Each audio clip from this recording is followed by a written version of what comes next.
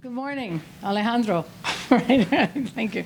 So I'm going to introduce people briefly and then give you a little bit of how this panel is going to go. Again, apologies for the delay. So I'm Georgette Chapin. I think you know that by now. And this panel is a panel on race and ethnicity. And the participants are Shelton Walden, who's also going to do kind of some panel moderation.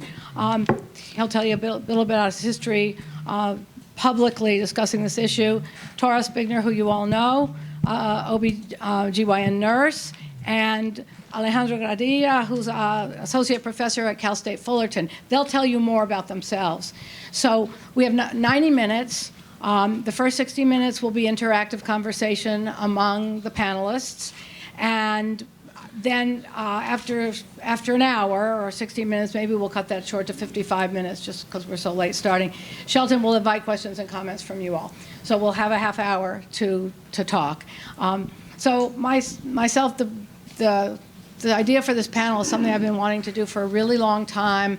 I was extremely interested when I started studying circumcision sort of from a legal and academic perspective to find the racial history of circumcision. Not surprising, every social issue that has has an element of oppression, you can find the people who have been disadvantaged by that issue or targeted. And of course, at the turn of the 20th century, we had Peter Remendino advocating for universal circumcision of black men to end the Negro rape epidemic, rape of white women. That's persisted. You know, there's a tremendous stigma about circumcision, about being intact, that's been transferred, that's been in the black community. Tora can talk about that. Shelton can talk about that. I can talk about that. We have issues with Latinos. Our Intact America survey that we conducted 2 years ago found that black mothers and Latina mothers were solicited to circumcise their children at higher rates than Caucasian mothers.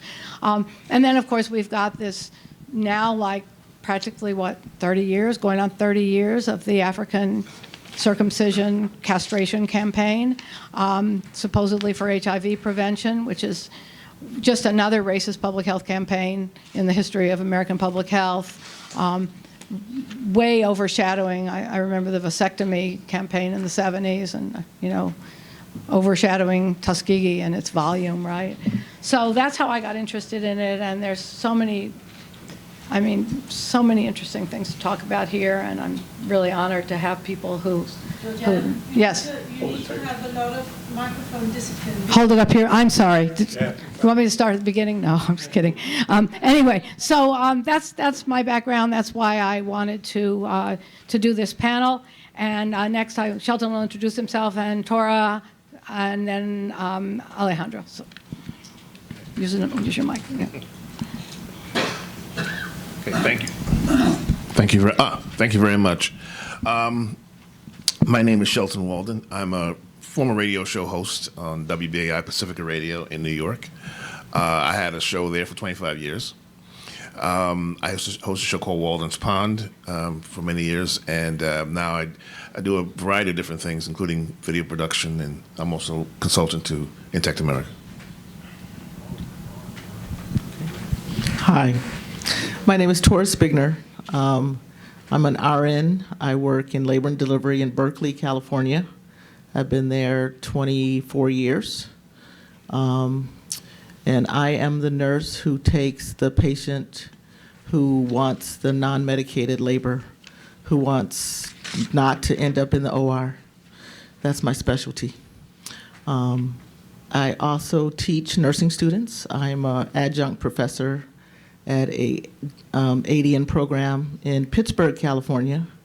And this was my 6th year teaching maternity nursing. I just do the lecture. I don't go to the clinicals with the nursing students. That's too early in the morning. Because when I work as a nurse at the bedside, I work night shift, 11 p.m. to 7:30 a.m. every weekend. I've been doing that for 20 years. Love it. Getting the weekend off for this was a problem, though. Oh, that's what PTO is for. Right, exactly. So I also am on the Health Commission for Berkeley. in California. I've been on the Health Commission for almost 3 years now. I am a doula myself. I have private clients that I take care of in labor, so I provide psychological, physical, emotional support for my labor clients. And my labor clients are chosen by me, and I only choose clients who don't plan to circumcise and who plan to breastfeed. Good for you. Yeah. Yes. And of course, I do a lot of education about circumcision because a lot of people have no idea what circumcision entails. So after the initial interview, if they're still on the fence about circumcision, then I have other doulas that may take them on, but it won't be me.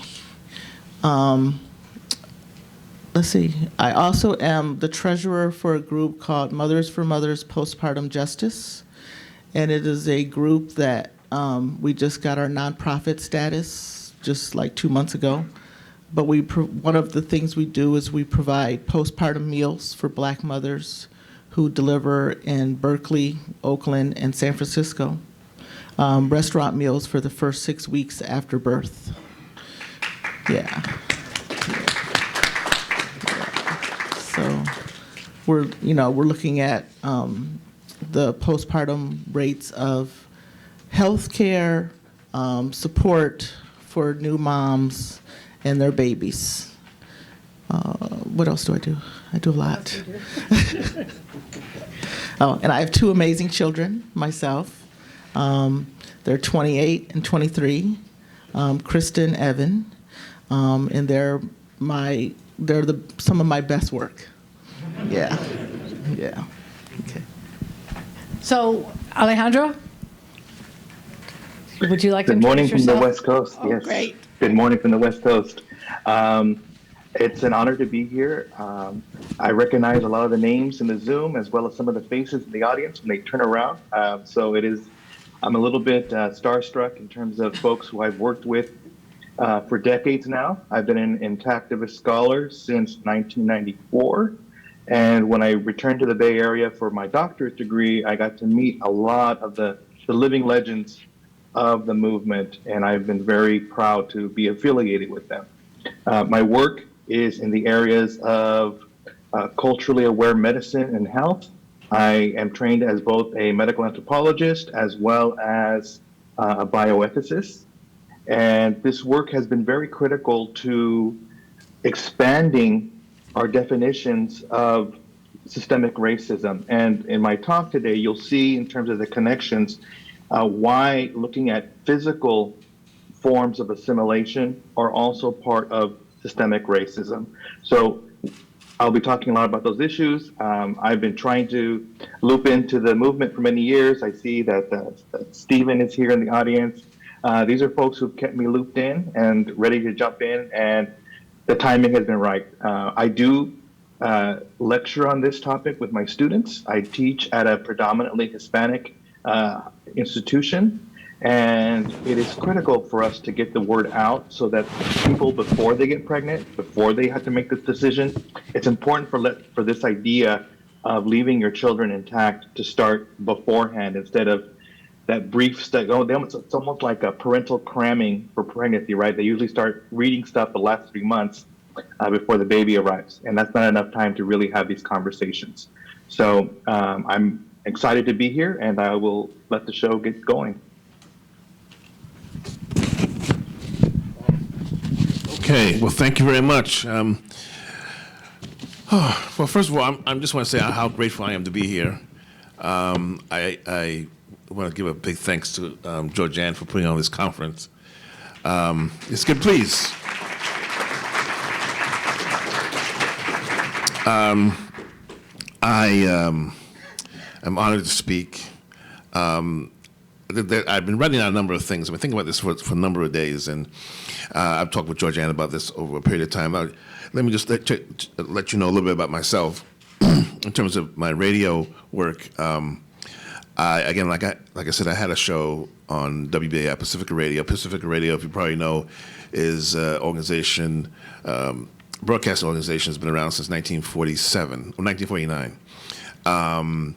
And it has 5 stations in the Bay Area, of course, Los Angeles, Houston, and Washington, and New York City.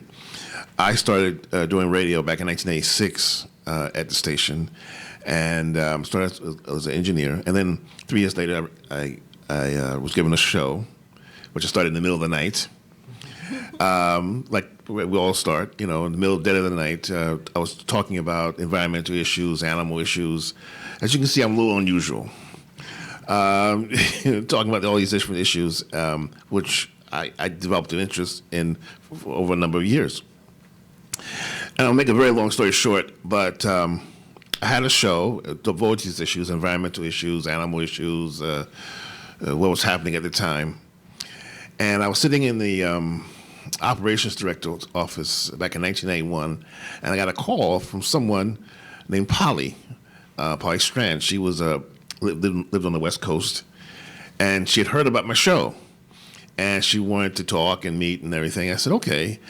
And so I went out to the West Coast and met her and a partner, and we talked and became very good friends. And subsequently, she became like a producer on my show. She helped me produce the show in terms of getting guests for my show, give me ideas, wonderful ideas I could use. Some of, and I'll tell you a story about another idea that I couldn't use, but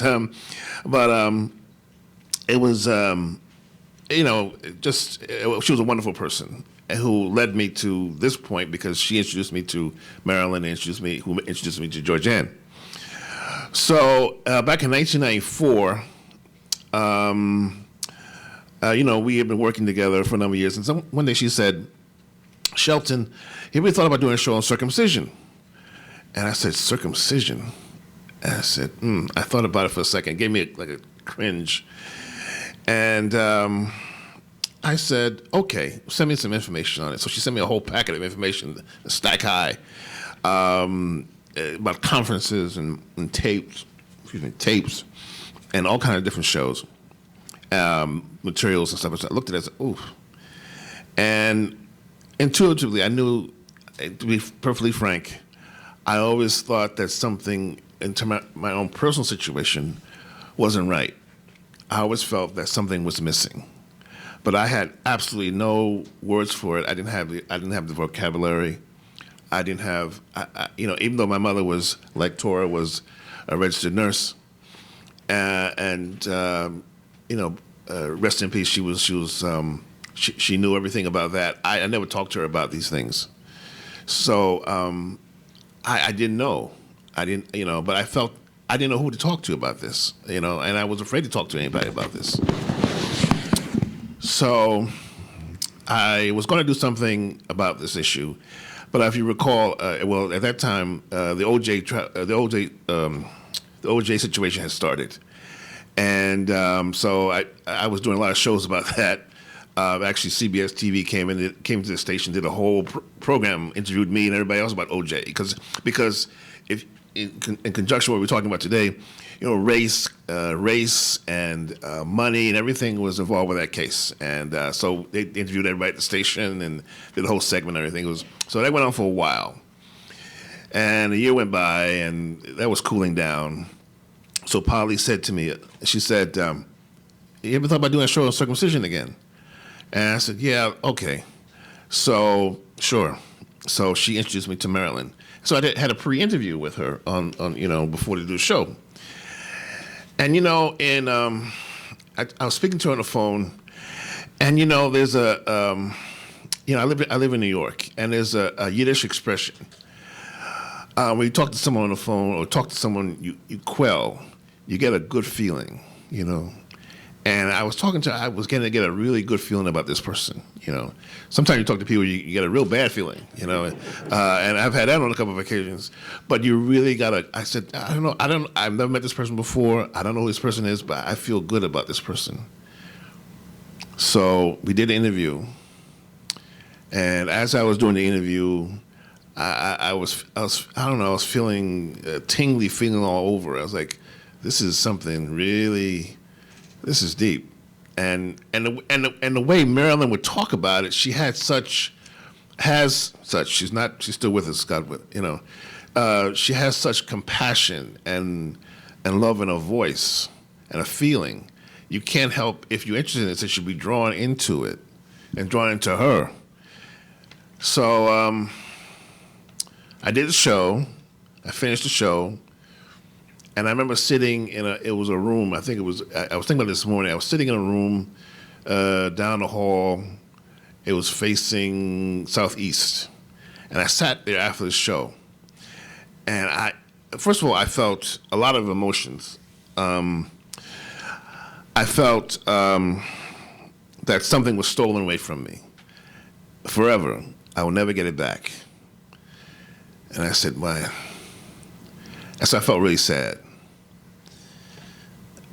And then I said, what can I do about this? And I thought, I sat there for a long time because I remember the sun was coming down. It was kind of purplish. And I said, okay, I'm going to try to use my little platform to do something about it. I don't know how much I can do, but I'm going to try to do something about it. And I'll make sure this won't happen to somebody else, Oh, man, I don't know why I get so emotional about this, but anyway. So that was May 9th, 1995. So there was another producer at the station. I remember her name was Donna Geffen. And she, just for identification purposes, she was Jewish. And I was like, she came up to me, she said, Shelton, I heard your show the other day. I said, oh, okay. I was a little apprehensive because I didn't know how she would react. She said, Shelton, listen, I want you to replay that show in my time spot next week. I said, really? She said, I really want you to do that. I said, really? So I replayed that same interview with Marilyn in her time slot when she was away. And some weeks went by, and I never asked her why, but then I got a feeling of why she wanted me to do that. I think it was for an audience of one, her husband, because I saw him and she was, kind of, 60-ish, kind of, when I say 60-ish, modest, kind of, alternative. But her husband, I believe, was Orthodox. And I think she wanted him to hear this program. And I said, oh, I see. And then about 2 weeks later, we were in the middle of a fundraiser, and I was interviewing Dick Gregory. Now, Dick Gregory, because of the material that Polly had sent me, he had spoken at a conference, at a NOSTER conference some years earlier, and I was really excited. Dick Gregory was one of my inspirations. He wrote a book called Eating Right with Mother Nature. I can't remember the name of the book. And I had met him a few years earlier. I got him a signed book. A friend of mine knew him, came to the station. He was so nice. So I interviewed him. I said, I'm going to do a fundraiser around, naive me. I'm going to do a fundraiser, talk about circumcision, by the way, on the station. The BAI is a listener-sponsored station, just to let you know. So I had Dick Gregory live on the air and talking about a lot of things, including circumcision. Well, I don't talk about this very often. Georgianne knows the story. I was sitting at the board. There was a tape machine off my left shoulder, and I was recording the show.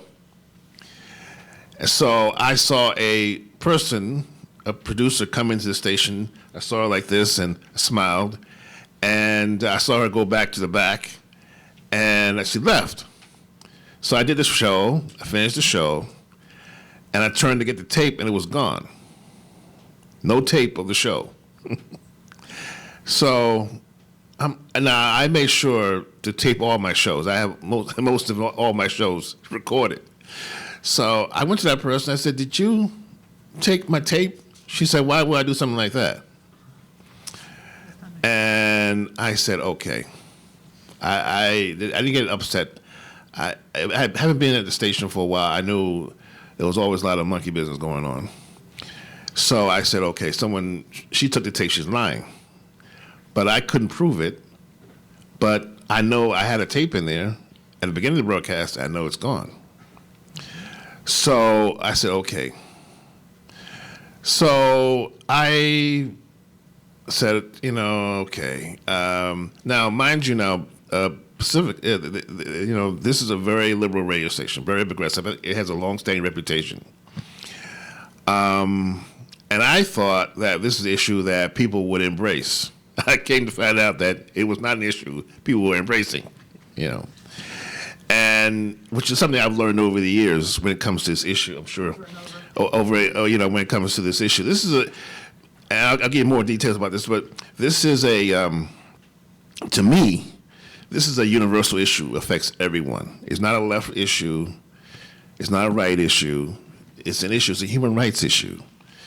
And I've discovered that sometimes people you think would be supportive are not supportive, and people who you think are not supportive are supportive. So I try to always keep an open mind, about people.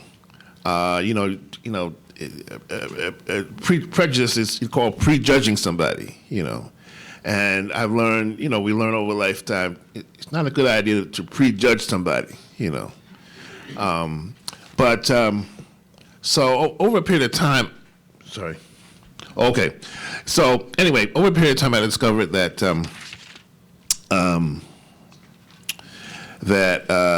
I wasn't very, it was tough to. I was discovering that people were very hostile behind the scenes talking about the issue, but I persevered, and it's been an interesting journey. Let me put it that way. Okay, I think that and to talk about briefly about what we're going to talk about later, in terms of race and ethnicity. Anecdotally, I have a lot of stories about that. People I've talked to, African American women, et cetera. It's a strange topic to be brought up, clearly. But I just bring up casually, and the hostility sometimes has been there. On the other hand, there is a great report on New York One, African American woman, who early on did a 2-part series on circumcision on the local Time Warner cable station.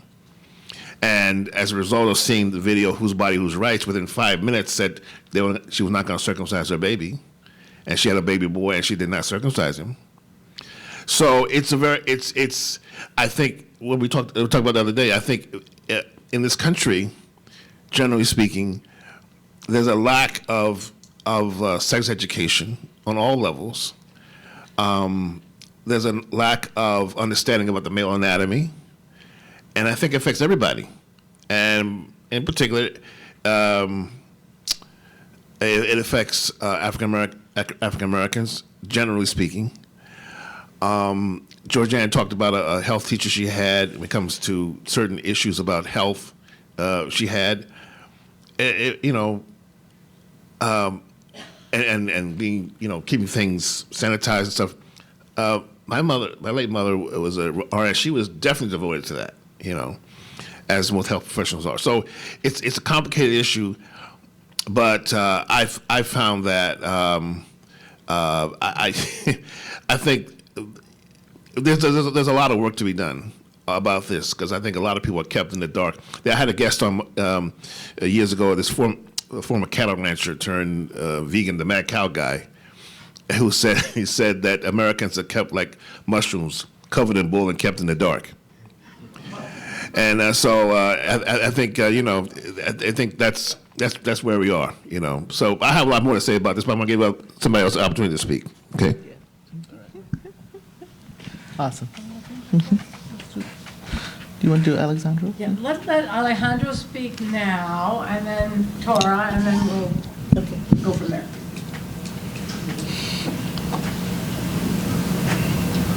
Awesome. May I share the screen here? Do I have access? Oh, I do have access. Excellent. Let me get my PowerPoints ready here.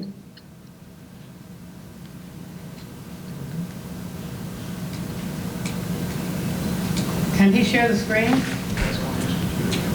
Okay, good. All right. That's it. I know. All righty, can people see that? Excellent. Just so folks know, I usually do 2 weeks of information on this topic. I'm going to try to rush through some of this just to hit some key points, and I will linger on those slides that are for us to reflect on. It's really important to have this discussion. I was hearing the discussion right before I came on about 2 new books coming out, and one of the things that I think as an activist strategy that we need to think about is there is a growing move in medical schools to have special medical school subfields where they attract underrepresented people into the primary care fields.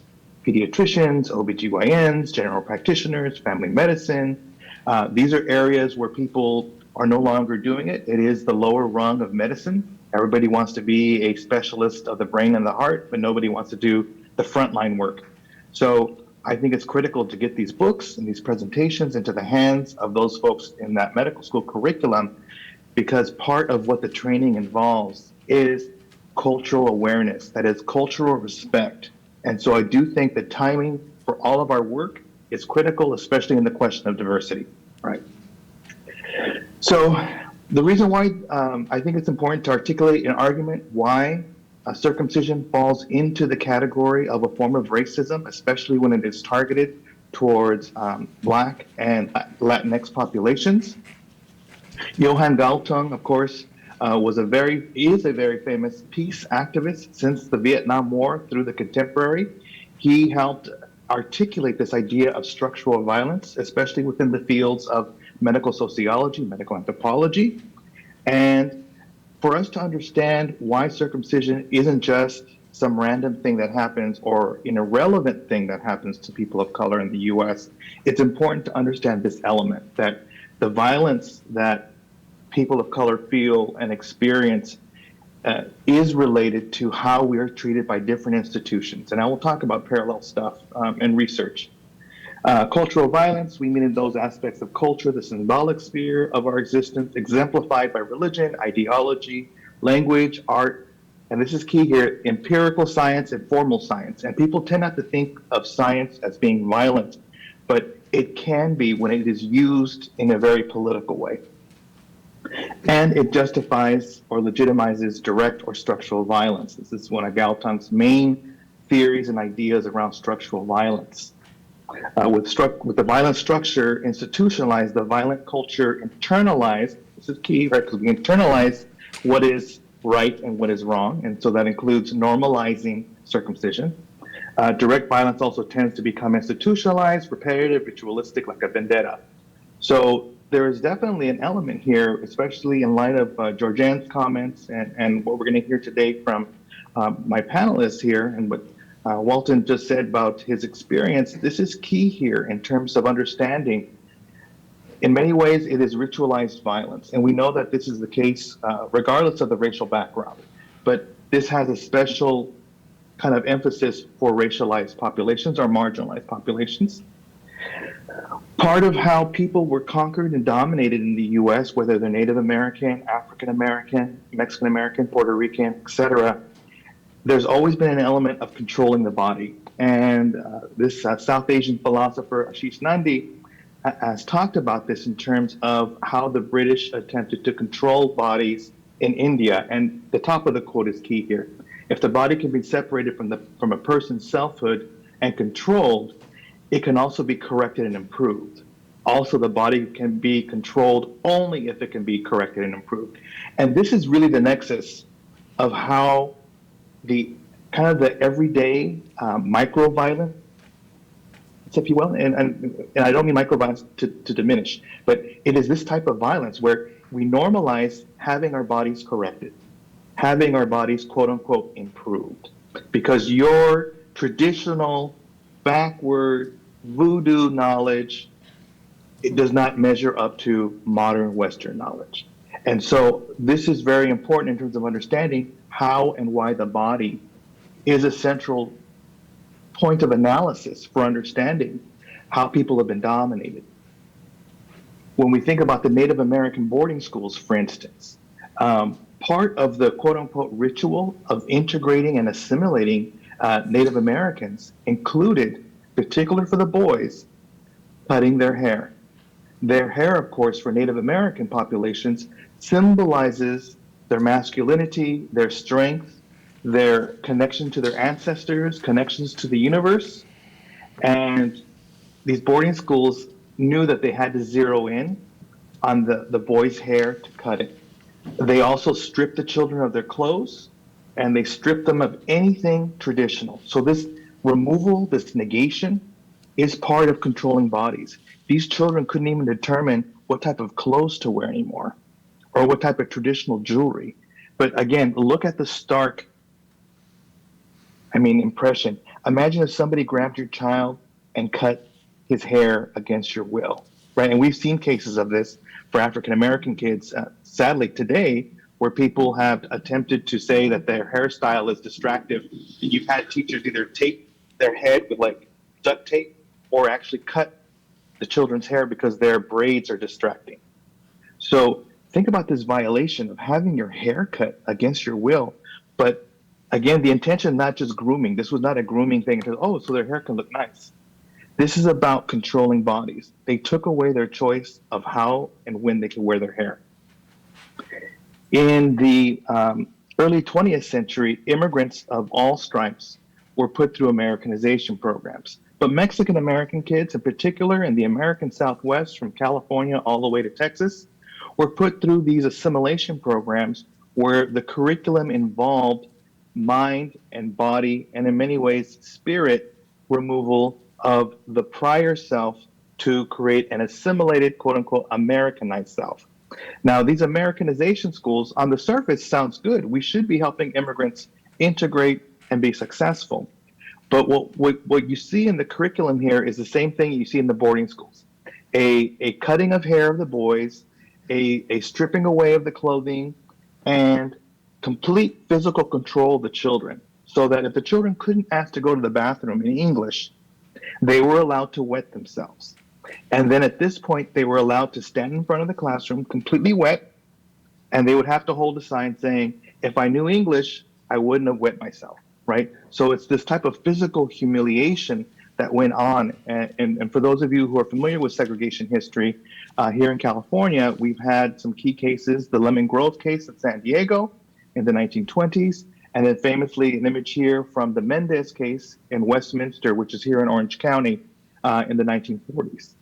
And so this idea of mind-body violence is key. In our narratives of Latino writers, we have Barrio Boy, which was a early 20th century autobiography memoir by Ernesto Galarza. And what was interesting was there is a scene in this book, which people always never address, but of course, as an activist, it popped out, was he had a scene where he was bathing in a river. This is the 1920s, bathing in a river, and he saw that one of the American boys that he was bathing with was circumcised. And he makes a very strong critique against it as like, wow, that's a mutilation. And it's great to have these narratives captured because it shows state of mind and culturally how people view that type of alteration on the body. And the scene ends in a funny way because he then has to show the other boys what they do in Mexico, which is fun. So basically he reveals himself to the other boys. So, and I think that's something that's really important. In this classic book, for those of you who may have seen this, Luis Rodriguez always tours around the country. It's a story of a young man, Luis Rodriguez, being pulled into the gang scene. But part of his whole life narrative is he experiencing all sorts of violence from institutions, from education, from the police, from his community. But there's one poignant scene in the book that no one talks about, is that when he was a teenager, he had a tonsillectomy. Well, he had his tonsils were infected. And so he went into LA County USC, a public hospital. That's where people who didn't have insurance went. He went in, in the scene, he's like, yeah, I woke up, my throat hurt, but also my groin. And he then talks about, lifting up his gown and seeing that he was circumcised. Surprisingly, right? And the doctor, he says in the scene, walks in and says, oh, hey, friend, I gave you a twofer. I took care of your tonsils and I took care of your circumcision. And for me, people miss out on that analysis, the literary analysis of he experienced a type of violence and violation that's equally horrific to his other lifetime of violence. And so, again, there are documented cases of these types of perspectives. Famously, for me as a medical anthropologist, Margaret Clark, who was an anthropologist at UC San Francisco, who was seen as one of the kind of godmothers of medical anthropology, but her first study that made her famous was a study in ethnography in San Jose, California. And really quick, somebody's timing me, so just start waving arms frantically. This is an ethnography based in San Jose. These were Mexicans who were coming in 1940s, 1950s. So they were very immigrant. They had a very Mexican sensibility of health. They talked about being in support of midwives, home birth, etc. And one of the things that she talks about in the book was the campaigns that she was helping the nurses and public health workers from UCSF to encourage circumcision. And in there, Margaret Clark, in addition to capturing how the medical community was pushing this in San Jose in the 1950s, she also captured the voices of the immigrant mothers saying, circumcision is a violation of God's will, right? And I thought, wow, what an important and powerful clapback. These immigrant women, who we tend to think immigrant women as silent, docile, passive, but here we're seeing in this book and in this case, that is not the case. These women absolutely viewed maintaining bodily integrity as critical, important, and in many ways spiritual. Really quick, I'm going to flash through these really quick and we can talk later on.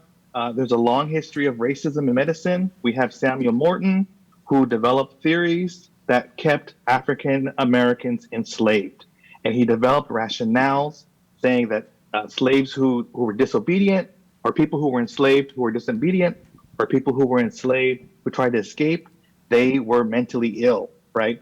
And this was published in mainstream journals. Samuel Cartwright developed these theories as well. Let me go through here. Cartwright's disorders, slavery and healthcare. There was a complete system of healthcare, but it was determined to be similar healthcare that you would give to your livestock, because we had to remember slavery wasn't just slavery, it was chattel slavery, which meant that African Americans had the standing of livestock. So this was critical for them to establish healthcare under slavery. But the other key aspect was they also simultaneously had to establish that black bodies were not like white bodies. And even though they knew that they were the same, but they needed medicine and medical science to create that fact or truth. We see here, and let's see here, medical experimentation. We have more. Marion Sims, of course, is in the news in terms of understanding the violence that was established to create OBGYN techniques and technologies, and we can get a little bit back into that as well.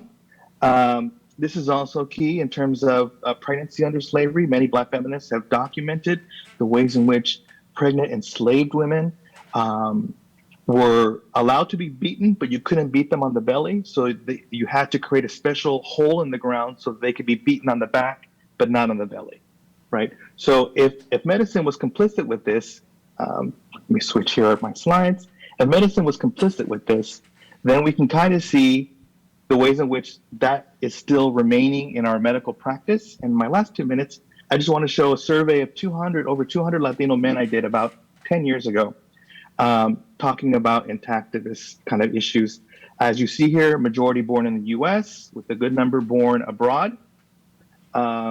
When I asked them the question whether or not they were intact or uncircumcised, I try to use all language to capture it.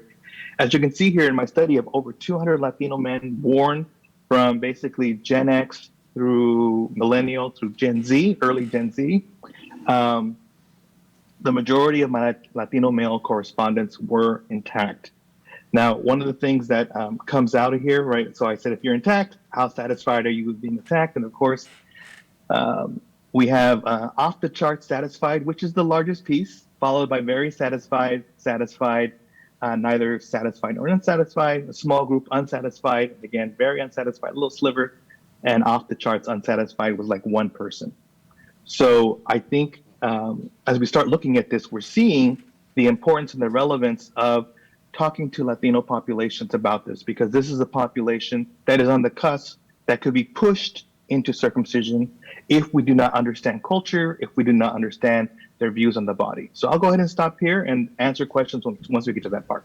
Okay, that's thank you so much. Oh, you've got the microphone, Tora. Good. So this is the person who's at ground zero. This is the person in labor and delivery and newborn nursery. Hello. Is it on? Here, take this. Hello. Okay. Hello.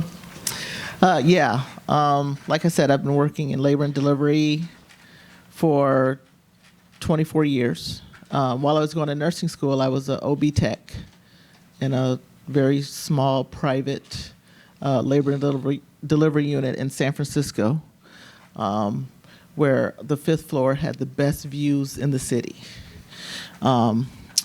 And my history on circumcision is that I am the oldest of 3. I have a sister who's 14 months younger, and I have a brother who was 10 years younger. He's passed away since then. But when my little brother was born, the day after my birthday, my 10th birthday, my mother was very clear about leaving him intact. She said, "Don't touch my baby." And this is in 1971 in Michigan, where, right.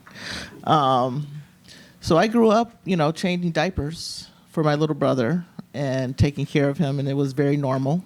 I also took care of a set of twins when I was like 11 and 12, 2 little boys who were friends of my mother and father, and they were circumcised.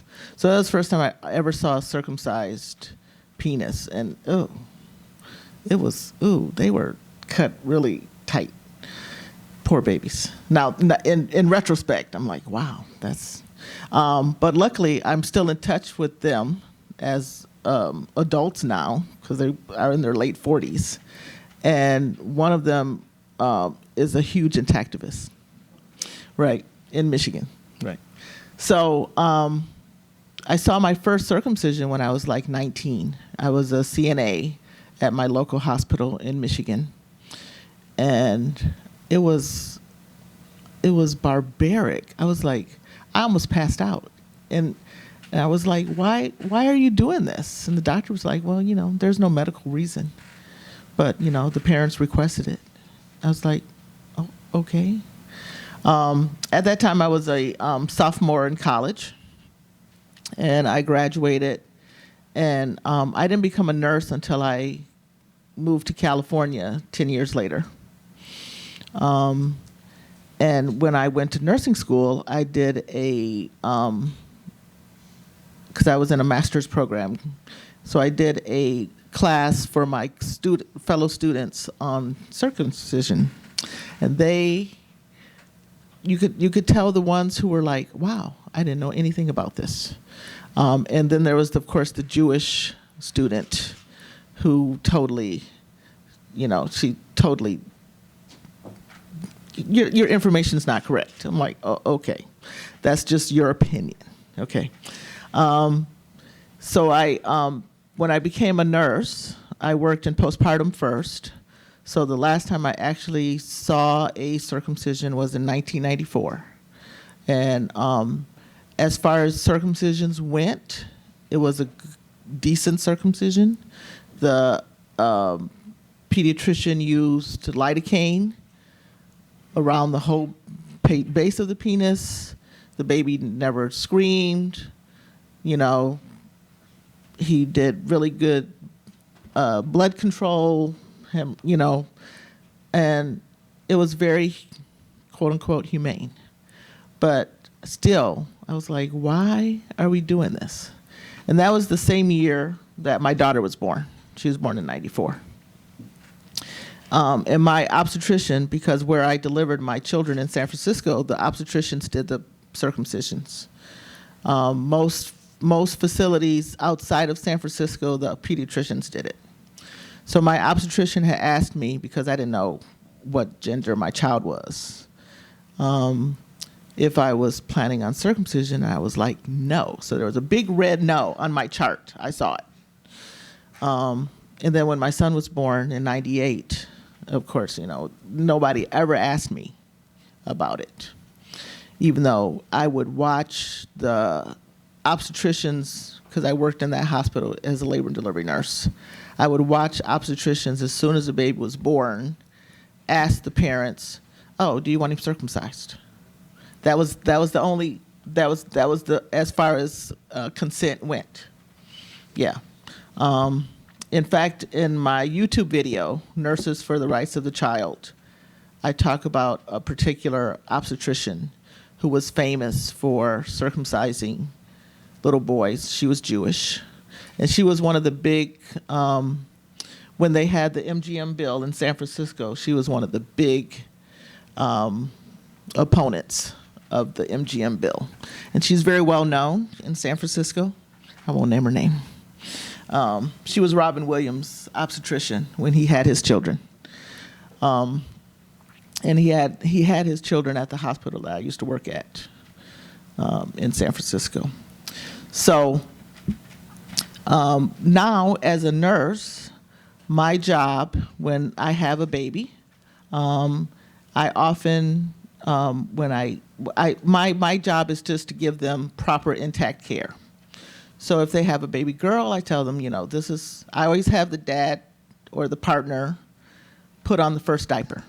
That's just kind of one of my routines. Because I can say when they give you lip when you're 13, you can say, I put your first diaper on. But so, for little girls, I just say, just make sure you keep the umbilical stump dry and out of the diaper. Make sure you wipe from front to back. With little boys, I say the same. Make sure the penis is pointing down. Never manipulate the foreskin. The only person who ever does that is the boy himself. And then sometimes that's when the question of circumcision comes up. And then my first question is always why. And sometimes it's something as simple as, well, I was circumcised. Shouldn't my son be? And I was like, well, did you choose to be circumcised? And inevitably it's no.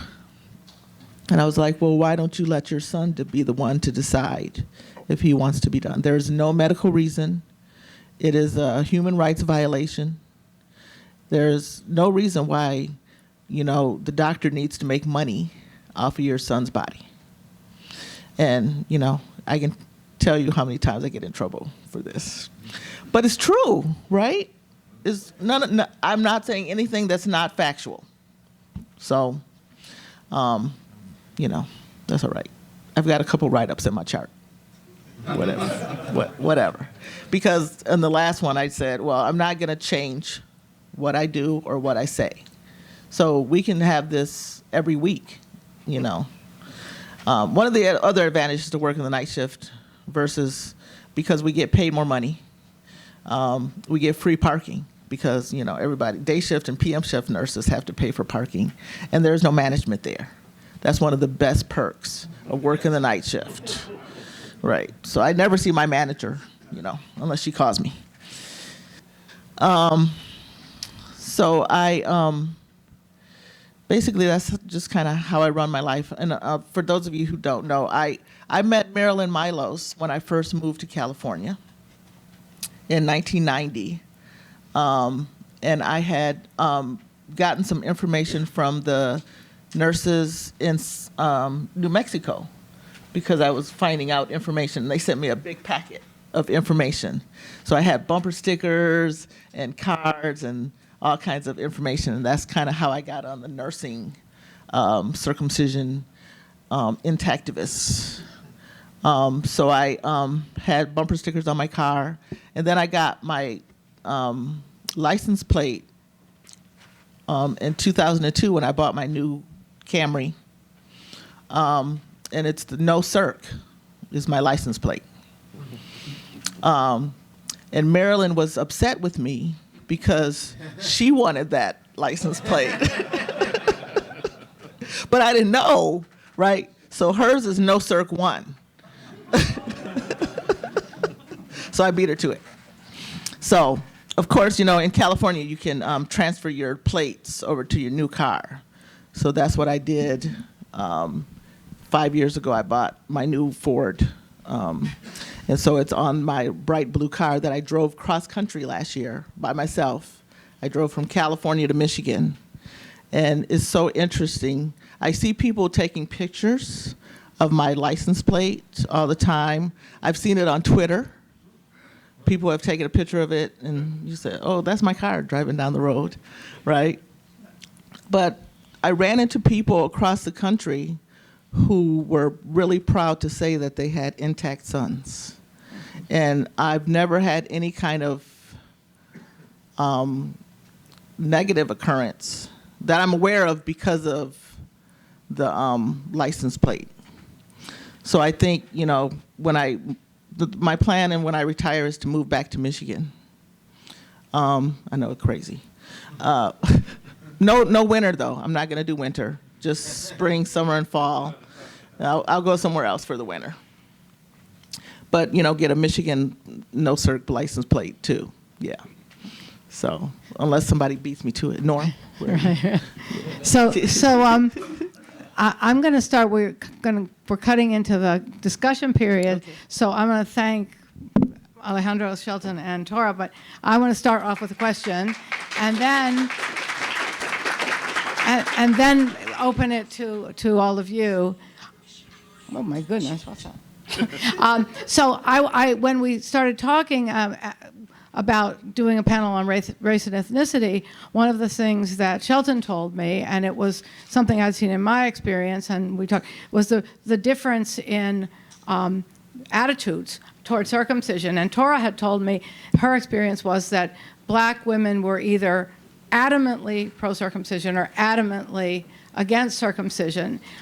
So I'd like to ask about that and mention in the context of that, again, our survey showed that black women and Latin women were solicited much harder than white women to circumcise. So I think those two are related. But can you comment on that? And then we let Alejandro go and comment on this? Yeah. And then the audience. Yeah. That's what I have found. But you realize I'm in California in a facility that does very few circumcisions in-house anymore. And if they're done in the pediatrician's office because California Medi-Cal does not pay for circumcision. So patients who want it, who have Medi-Cal, which seem to be more often than not, have to pay the physician, and they don't take credit cards. They only take cash. And that's been, I guess, a couple of them got burnt financially that way. So I have found, I just had a patient like 3 weeks ago, 19-year-old girl having a boy, young black woman, and her family was adamant about circumcising this baby. And he was only 5 pounds, 4 ounces. He was a tiny little thing. And I was like, well, why don't you wait until he's older or bigger if you insist on doing that? And I always, for patients who are insistent upon circumcision, I always recommend they watch Elephant in the Hospital on YouTube. I'm like, it's worth it for your son to take 33 minutes of your time to watch this video. And I can tell you that sometimes just either talking to them about it or suggesting that makes them change their mind. But this, I'm sure this baby probably got cut. And then I've also had patients where the family is like, oh, that's abusive. Why would you want to do that? So you never know where people are coming from. And, I only am with these people, if anything, for a shift, 8 hours. So I can definitely say that I've definitely had patients change their mind about circumcision just because of the education I give them. But it's really kind of surprising to me how some people are so adamant about it. Like, don't you realize your baby's going to be in pain? What? Why would you want to do that? Is there a question? I'm going to pass the Okay. mic to, oh, good. Yeah. All right. And the audience, if you have a question for a particular person, ask that person, and otherwise, people just just come in Right. and give their opinions. This, cutting right to the core of the question here with intactivism and race, I have heard, because I'm not so engaged on social media as people have heard, but I've heard that there are a number of intactivists, especially on social media, who will try to convince people of color, especially African American people, that they should oppose circumcision because it's, quote, the mark of the slave. Right. I'd like you to kind of comment on what you think about using that as a I hate tactic. that. I hate that. Yes, And, I've seen and that. elaborate on why. Right, quickly. because I don't think his white intactivist area, I don't think it's their right to bring up slavery in this issue. Yeah, so I've actually, I'm on Twitter and TikTok, and I'm on all the social medias. And I've actually messaged intactivists who use that. There's a meme they use about slavery, and I've asked them to remove it. And 99% of the time they will. Yeah, because I find that really offensive. Yeah. Oh, you want to comment, Alejandro? Yeah, no, I think there are other approaches that people can use in this conversation, especially if it is a person out of your group. And I always use the angle of removing violence from childbirth and rehumanizing birth, pregnancy, and newborns from a non-medical perspective, right? The majority of the world does that. And why is it that we make it so medicalized? Why is it that we have so many interventions? Again, talk to some of the midwives and doulas who work with our movement. And it's not just circumcision, it's a bunch of other things where it's just, I mean, look how long it took to give family time to families right after the child is out, right? The child is out. They used to, separate the child. They used to do, and it's taken, 50, 60 years to get that family time after birth. So these are the types of things we want to say in terms of the better approach. I think that the slavery issue, like any Holocaust comparisons, always kind of escape our, it's just like, okay, not a good rhetorical strategy. Keeping it grounded and keeping it engaging so the person doesn't turn off, I think, is the key strategy. Mm-hmm. Yeah, I agree. Yeah, because, in my facility, we do immediate skin to skin. We do delayed cord clamping. We don't do baby baths. We try to get breastfeeding within the first hour.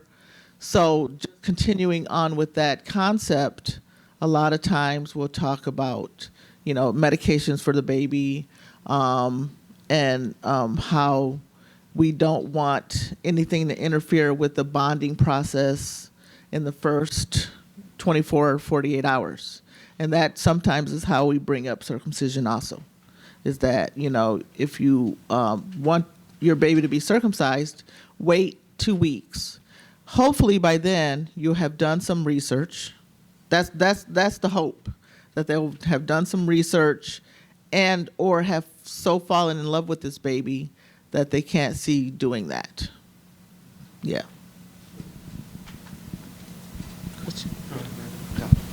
Yeah, for Alejandro. Question for you. Education. What is something that HSIs could do to help propel our message? And for those who don't know, Hispanic Surveyed Institutions. Yes, thank you. And who asked the question? Your name? This is Greg. Hi, Greg. Hi.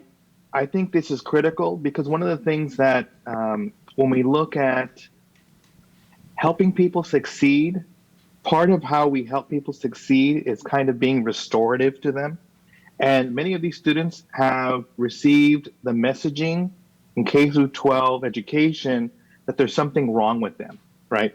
And in many ways, they kind of get the cues that they're backward, or even the ideology of being a quote unquote dirty Mexican, right?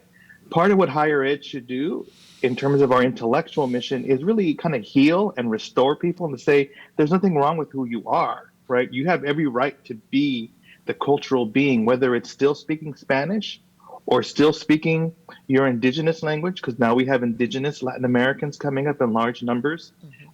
You have the right to be cultural. You have the right to say, in my culture, we respect the body this way. And that you shouldn't have to see this as an either or, a choice. And I think part of the struggle that Latino faculty are having in Hispanic serving institutions is that you do have people who still believe in a very mainstreaming assimilation approach to higher education, that there should be one type of understanding.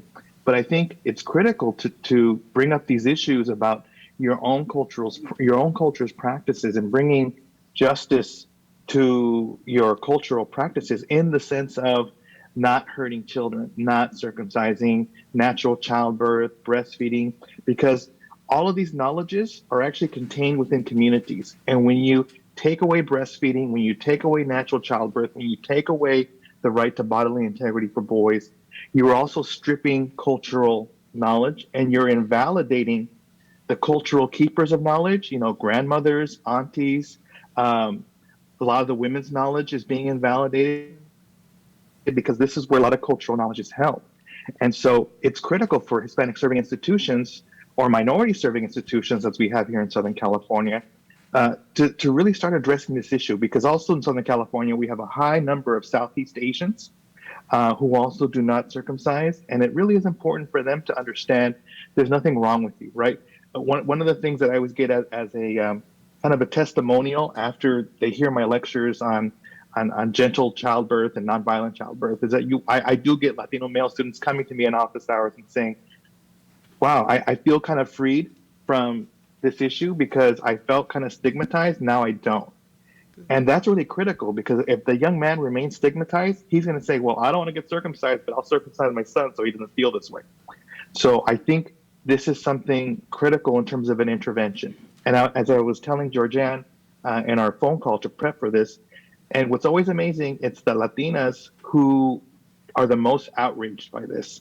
The Latino guys kind of play that cool pose, kind of like, okay, I'm not really tripping on this. But, for those of us who work with guys, in their minds, they're going, oh my God, right? So it's really interesting, but really important work. And I think that's really critical. There's a question in the chat. That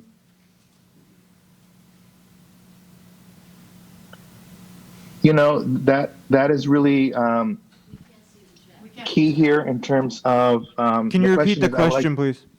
Sure. I would like to ask about cultural pressure. We have experience from doctors, therapists, the courts, and in community saying that foreskin retraction is cultural. Is premature forced retraction taught to Spanish-speaking families and commonly practiced? Is this practice commonly promoted by parents in Mexico and in U.S. Latinx communities? How can we counter this messaging to protect our boys?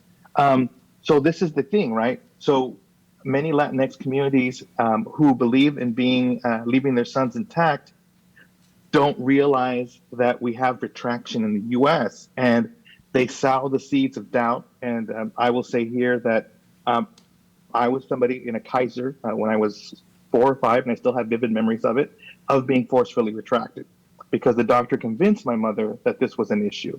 So again, the medical authority of the doctors is key here, because moms, of course, want the best for their kids. So even when we get kids to be intact, it's surviving that retraction. And in fact, I had to do this for my nephew when my sister-in-law was trying. She said, oh, the doctor told me to retract. And I said, and luckily I was there at that moment when she was bathing him. And I said, no. I said, in fact, I pulled up some of our literature on retraction. And she was like, oh, why is she telling me this? And I said, because she doesn't know. I said, you don't retract a child, especially at the time he was months old. I said, you don't do that. And I think the retraction part is one of those things that sneaks in there. As you know, retraction also leads to having to circumcise if the retraction is done too forcefully. It's a violation, period. but it's also something where it could cause and lead to circumcision. And I have a lot of Latino male friends who've talked about something happened to them as a child in medically, and then by their teens and early 20s, they had to get circumcision because they couldn't retract. And I think that's something that we have to look into, because I think that is kind of one of the alternative ways of increasing the circumcision practices in the Latino community is by doing that, the retraction. And you can take a home child intact, but if you're retracting, then you're creating problems. This is a question for anyone on the panel who can answer this. There's been a lot of really fascinating research into the effects of structural racism on healthcare disparities and in the healthcare system in general. And one of the most shocking facts to come out of this research is that people of different races are treated differently when it comes to pain. And I'm wondering if anyone's done any work around that specifically as it relates to circumcision, or if you guys know anything about that. Like, is an African-American child less likely to get anesthetic when they're being circumcised? Are they sort of more likely to be assumed to be able to just take the pain kind of thing? And do you know anything about that, or has there been any work done on that? I think the fact that most physicians who do circumcision still don't use anesthesia, regardless of the child. I just think that that is barbaric. Also, the fact that I actually had an obstetrician who I markedly dislike tell me, she's a mother of 3 sons who are intact, that babies don't feel pain the way older babies do. And I just looked at her like, are you serious? You went to medical school? What? Yeah, I mean, I didn't say that out loud. I wanted to. But I did say, you can't be serious. No. So, but you kept your own sons intact. But what? But so there is that thought that babies don't feel pain the way older children do, and we don't acknowledge that enough. But I do know patients are treated, Black patients are treated like they don't have as much pain, and they're not listened to the same way that white patients are. And I have several examples of similar situations with white patients versus Black patients, and the treatment was totally different. And I can tell you that of all the maternal deaths we've had, I'd say in the last 10 years, we've had at least 6 in my facility. And they all have been either Black or Hispanic. I think this is like an incredibly important, incredibly important research for us to do. Obviously, we're not in this room in a position to do the level of research, but this is the kind of thing that I would hope, as our message is out there more, that there'd be more academic work on this, more, more doctoral candidates, people like Alejandro who are teaching in colleges and who can inspire this kind of curiosity and work. So, Sergio, you've got a question down there. I interviewed an obstetrician that works in Tijuana, Mexico, and she told me that a lot of people from California that are Hispanic come down to have their children in Tijuana so they'll have dual citizenship. Right. The majority of them want to have their boys circumcised so they'll fit into the population in general in California.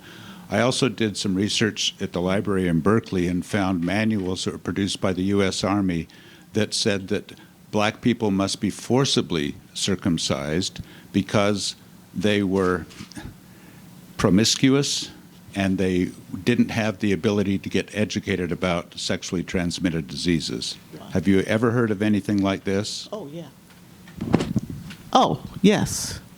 Yeah, those are some of the lies that come out of the propaganda around Black people, and it's always just an excuse for treating people differently just because of the color of their skin, when actually Black women are the most educated people in the USA. They don't bring up those kind of facts about society. So yeah, I've heard those stories. Yeah. Anything? Yes, in Denmark we now have, I'm over here if you can't see me. In Denmark we now have hospital wards that are specialized in minority medicine. And we have professors in minority medicine. And it might be an issue where you, with your knowledge of this topic, could investigate this further together with people with these interests. And they do research on whether people with minority backgrounds are treated differently in the medical system in Denmark, and of course they are. Any other I'd love to come. questions? I'd love to come to Denmark and do some research there. We may do next year's conference in Denmark. Can I just chime in really quick about the border circumcision? What I have found in my discussions with friends, colleagues, is the border zone on both sides of the border have higher circumcision rates than Los Angeles. So there is something about that border zone that is encouraging circumcision. On the border sides, Tijuana and San Diego, for instance, have very high rates. But when you get to LA, then the rates absolutely collapse. So it's one of those things where there's something to the border zone. And we study this in the field, my larger field, the Latino studies. There's something about the border zone that creates these kind of contradictions. So that's really important for us to look at as well. Yeah, I think it's the same because I grew up in Michigan. We're right on the border of Canada. So the bridge to Canada is, it's like going from Berkeley to San Francisco. And there are higher circumcision rates in Canada along the border of the U.S. than there are in other parts of Canada, just because of the Americans. Yeah. So I have friends who have had babies in Canada, and then they have dual citizenship, and they get taken advantage. They can take advantage of the fact that they have health insurance if they go to Canada. And inevitably they'll want their son circumcised. Yeah. This is a question for Tora. So you may maybe not have an opportunity in the 8 hours that you're only with your patients, but what do you educate them about warn them about the forced retraction problem as their baby ages, and how do you handle that? Well, that's when part of the intact care I talk about. Nobody should ever manipulate the foreskin except the child himself. If they're really interested, I do give them like yourwholebaby.com, because most people have cell phones, so they can pull up websites. Patients who I really bond with, I give them my business card. So I said, your next baby, I'll be your doula,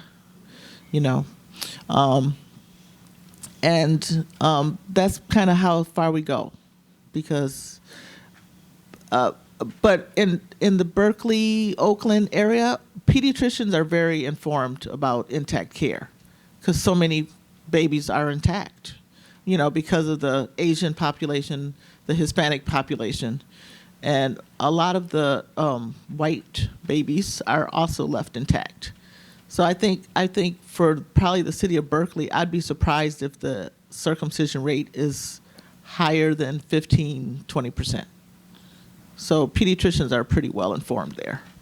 It's people like in Georgia or Illinois or Michigan who wouldn't really know what to do with an intact child. Yeah.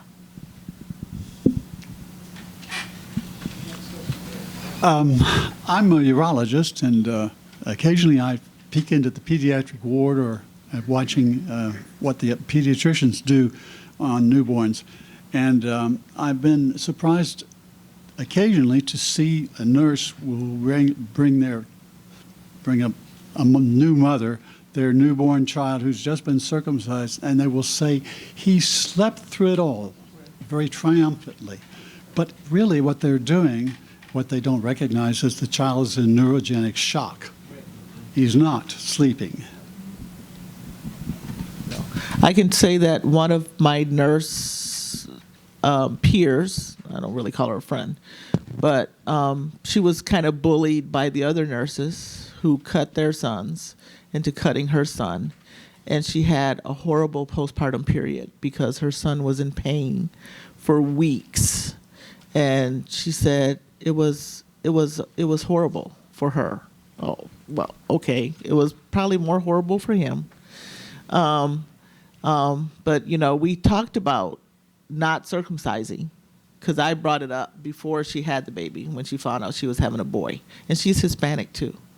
And her friend said, "Oh, why would you not want to circumcise him? That's disgusting." I was, well, you know. So there is so much peer pressure from nurses who cut, who want to have their other friends cut, and then they suffer the consequences. The babies do. But then I have my other friends, you know, the friends there. Of course, I have my friends who are on the same page as me. So I'd say out of the nurses that I work with, probably 95% of them have intact sons. It's the 5%, and you know we're not friends. So I had a question, or maybe it's a comment question. In my practice in Fairbanks, there's a history of health disparity. I work in a Native clinic, and there's a history of health disparity there, and so the population is somewhat suspicious of getting adequate care, and somewhere in the middle of that, probably in the 60s, 70s, circumcision was pushed, but now the providers aren't really all that enthusiastic about doing circumcisions, but the parents are demanding it because it's being provided. If you don't provide the circumcision, you're withdrawing adequate care, so that it's seen as that, you know, trying to move back from the circumcisions is seen as a withdrawing of care, a withholding of care. Think about the term benefit, right? Is it a benefit? Oh, circumcision a benefit under your health insurance? Yeah. Like, literally, that's the word. Okay. Well, listen, I want to thank everyone. I want to thank. I had one question. Oh. Right here, Llewellyn. Okay. In 1985, there were two boys, both African American, who lost their penises at Northside Hospital. This is a pretty famous case. One was raised as a girl, and one as a boy without a penis. And Aubrey, my secretary, longtime secretary, knew the mother. She did a baby fair at the request of the mother. And it was interesting. A study was then done that got published that showed that the white rate of circumcision here in Atlanta went down, but the African American rate actually went up thereafter. I don't know why. And I have observed, just following things on the internet, recently there was a TikTok thing where a boy, probably 13 or so, was looking at a circumcision and finding out what was done with him, and his mother was laughing at him and saying, "You don't want that extra meat," which is a term I've heard coming out of the African American community a lot. Okay, and since I'm not African American, I'm curious about that. In the, you know, is it pushed more internally in the African American community than in other communities? And maybe Tora's the best one to answer this because she sees both. Well, I've heard that term also, but I think again it comes down to education. Parents who are more educated tend to not cut as much, but then they're like, okay, my mother was an intactivist. My brother's intact. My father was intact. My son is intact. But my great nephews are all cut because they were born in Michigan, and Michigan insurance still pay for it. So I think that is the biggest reason why there are more babies cut in states where the state insurance still pays for it. Yeah. So, yeah, but I have heard that. Okay.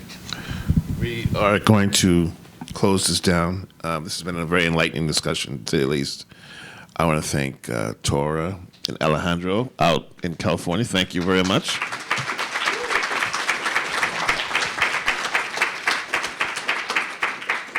If you, we will continue this discussion to be continued, as they say on the news,